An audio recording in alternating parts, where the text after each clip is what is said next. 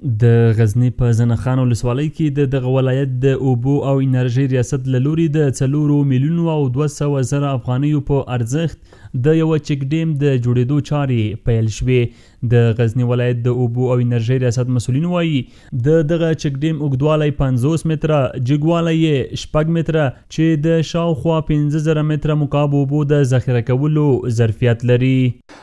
د دغه پروژې چې د غزنی ولایت د نخان په ولسوالۍ کې ده، د دغه بودیجه تقریبا 240 لک روپۍ افغانۍ بودیجه ده او د دغه چک ډیم محور اوږدوالی 50 متره او جګوالی 6 متره او ذخیره د دغه چک ډیم 15000 متر مکعبه ده.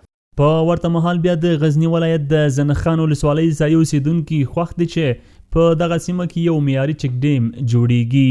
دوی دغه راز وایي د یاد چک ډیم په جوړېدو سره به د چینو او کاریزونو اوبه سپما او ډیرې شي. نو دې ته موږ ډیر لیواله یو، نو دا خو داسې یو خو به د سیلابو مخنیوی وشي او بل به د اوبو جامع شي. نو د اوبو چې جامع شوي دا اوبو د کاریزو د چینو د خلکو ته ټولو ته دا بس د ګټې وړ وګرځي.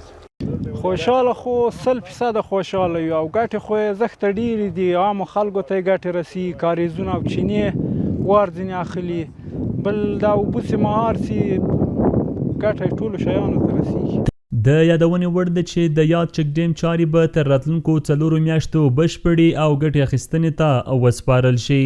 د دغه چک ډیم په جوړېدو سره به شاوخوا سیمې سمسوري او د زراعت او کرنې په برخو کې به خلکو د ګڼې اسانتیاوې رامنځته کړي.